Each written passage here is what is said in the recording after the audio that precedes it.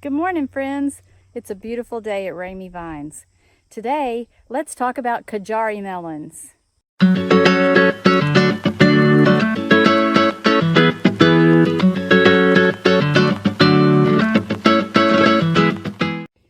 Look at these beauties. I love these melons. The color, the growth. It's been such a joy to watch. There's my vine up on a cattle panel trellis. It goes halfway up, so it really would have been perfect to have planted half on this side and half on the other side. I didn't do that this year, but I guarantee you I will be next year. But they grow up and shade and cover that vine. Look how pretty this one is just hanging from the top. Oh my gosh, that's awesome. And then all throughout there, they're just hanging. And once they get their color, then the stem starts drying up and they just fall off. Which I ordered some mesh bags, little like grocery store mesh bags that will hang over them, and I'll tie them to the trellis so it catches them, because when they fall off in the night, this is what happens. Yeah, it falls off, it breaks, and every cat in the vicinity starts eating them. Now that's Bailey with me this morning. She didn't do all of that, but she's certainly enjoying them. Here's a Kajari that busted open, and the cats ate half of it. I guarantee you, though, I'm going to be getting those seeds out of there. This one had to save. I'll save the seeds. This one had such beautiful color on it. I saw it yesterday, and I was like, man, I bet that lets loose during the night. And sure enough, it did. Cat treat, unfortunately, but I will save the seeds from that, and my mesh bags will be in tomorrow, so no more should fall prey to my cats and my Yorkie. Bailey, are you even Bailey, are you supposed to be eating the Kajari melon? No, you're right, you're not. So that's been my world the last couple of days, are these beautiful Kajari melons coming ripe. I've got plenty more to come too, and let me just tell you, they taste freaking amazing. They're very sweet, very juicy. Definitely a cross between honeydew and cantaloupe. I had posted on the Roots and Refuge, Friends of Roots and Refuge website, you know, hey y'all, I did it. I got a Kajari melon, and it tastes just like a cantaloupe and a honeydew got married. And much to my delight, it got 536 so far likes and lots of comments and questions, and that just made my day for everyone to notice my Kajari melons and comment on them. And lots of folks out there are growing them, which is really awesome. It's an update on the Kajari melons. This is their trellis. I only planted on one side, and they really taken over and gone over the top. What I wanted to show you in this video was how I tied them up with these mesh garden vegetable bags. They're very inexpensive. I got like 100 of them for, I think it was $10. And I just take, when the melon starts getting a pretty good size, and put it in there and tie it up, tie it to the trellis. That way when it does let loose from the vine and drops, it'll just drop into this bag. And the cats won't get it, and it won't bust open on the ground for any other bugs and critters to get it, including the Yorkie, who likes Kajari melons, evidently. But these bags work out pretty good. Thank you, Jess Sowers from Roots and Refuge Farm, for the tip on these. It's working quite well. The melons really do just let loose when they're ripe, but you can kind of tell when it's about to happen because they do start turning their orangey stripes. Let me see if I can find one. I mean, this one's getting closer. It's kind of paled out, but it's getting its orange color. And then the vine dries and it just lets loose and drops in. Here's another one down there. Oh, this one's like really close. See how orange that one is? I bet that one's dropping by the end of the day or tomorrow. I'll keep an eye on it. I do want to leave one on the vine to let it fully ripen, you know, past ripen, so that I can save seeds. Although I am saving seeds from all of them. Here's one that just didn't quite work out. I always pick those off so the vine's not stressed trying to grow them. But it just didn't make, which is fine. I've got plenty more. Look at all of them up here. Hi guys. I haven't put their bags on yet because I still have some time. It's so fun. I have enjoyed growing these plants so much. I enjoy their history, love their taste. I'm happy to announce that now. When I first started talking about Kajari melons, I couldn't even vouch for their taste, but it is wonderful, so wonderful. A complete mixture between cantaloupe and honeydew that's just so good and slices up so easy. And one, I love the size too. The size is just like perfect. One sitting, me and Ray, we noshed down a Kajari melon. But yeah, consider growing them. And I know a lot of people are having trouble finding seeds, and Baker Creek seeds did run out this year. But message me, send me an address. I would be more than happy, as I'm saving seeds, to send you a handful of them. Be a little perk of being one of my subscribers. I'll send you some Kajari melon seeds. Just message me. They're fun to grow. Hi friends, let's talk about beets. I wanted to show y'all my Italian Kyoga. I listened to the pronunciation before I started the video. I have heard it called Shogia, but listening to the pronunciation on Google just now, it's Kyoga, because it's Italian.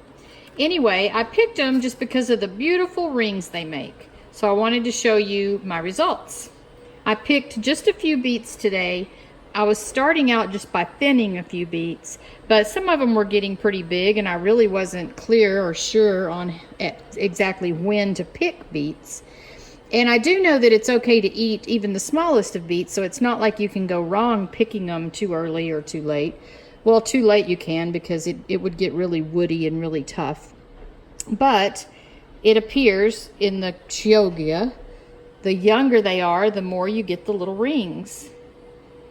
And then as they got a little bit older, the rings weren't quite as pronounced. And then my largest one I picked today didn't even have rings. Didn't really, maybe just the hint of them. But I'm gonna let some that are out there now go just a little bit longer, because I know that those rings are really mostly show. You know, I just thought that looked so attractive on the package.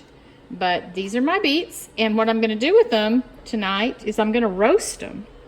So today I'm cutting them in some pretty good thick slices since I'm roasting. And a lot of times when I roast beets, I'll get, you know, this size or this size and just actually roast the whole beet. But because I wanted to see the rings, I'm cutting them in pretty good slices. I'm going to marinate them for the afternoon in a bag, a Texas Tough HEB bag, ha ha ha. And with some olive oil and just some fresh herbs that I'm going to pick from the garden, and then salt and pepper. And then I'm just going to throw them in a 400-degree oven for about 20 minutes and roast them. And tonight we're going to have some roast beets. I really enjoyed growing these beets. They were super good for their greens. They made some very large, wonderful greens. And I was picking the smaller ones as thinning them out so the beets weren't too close together, and actually using the beet greens in salads. But tonight, with this bit here, and it's just me and my husband, so this is plenty for one meal tonight. Probably even have some left over that I might take to lunch tomorrow. But we're gonna have some roast beets tonight with my Shogia beets from Baker Creek Seeds. Grow beets! Well, everybody, the time has finally come. I read and I wondered, and I finally made the decision that today's the day to harvest the giant sunflower, the first one that was ready. And the way I made that decision was, it's hung its head, all of its petals have dried up, and the seeds look pretty darn ready. When I moved this bloomy things out of the way, I pulled one out, and they definitely have kernels in them, and they're looking nice and dry, and they've got the dark stripe on them. So Ray is getting what he needs for us to cut that flower stalk off of there, and then we're going to cut the whole stalk so this chamomile gets a little more sun. There's the loppers, and here we go. I'll catch it. Oh, where's that bumblebee? Oh yeah, okay. He's gone. Here we go. Oh, it's beautiful. Oh, the bumblebee finally left. Let's turn it over here. Hi, beauty. I'm gonna measure it because there's all those blooms out of the way. Look at all those seeds. All right, when I first started talking about this, I grew them for chicken food. However, I'm just dying to boil and roast some and see what they're like as a snack. Plus, oh, you did the stalk already. Oh my gosh, it's huge. That looks crazy. No, I mean, they say it's good to use for trellising, but I think it would just dry up, like you said. This looks so different now. Yeah, it just won't last long. Now that chamomile is going to be like, whoa, what do I do with all this sun? Hopefully they don't get burned, but first sunflowers harvested. Anyway, the other reason I decided to not give this one to the chickens is because I buy them dried worms and they love them. And then I bought them a treat one time of sunflower seed mixture with other stuff in it, and they just didn't really care for it that much. So I'm going to boil and roast these and enjoy them myself and put some kind of flavoring on them. I'm kind of thinking about my habaneros and my jalapenos and making them a nice spicy sunflower seed. But look at that seed. It's big. These are great. Woohoo. Oh, a couple of acorn squash I got off today. These guys were completely volunteers. I wouldn't have normally planted acorns in the middle of summer, or, you know, at the beginning to have for summer, because they're really more of a winter squash. But these two plants just showed up in the garden, and I didn't have the heart to not let them grow, so I'm getting 3 or 4 acorns off of them, and I love it when that happens. But I had to show you the sunflowers. Woo! Lots of seeds. Pretty excited about this. Hey friends. Sometimes I just come across a site that I've just got to share. Wow, I don't know if y'all heard that. It was a big old buzzard taking off from the tree over here behind me. But I was going out to my garden early morning with my cup of coffee this morning and looked out over the vineyard and saw that big, beautiful moon. And it's just a sight for sore eyes, a sight for finding peace. The moon over a vineyard.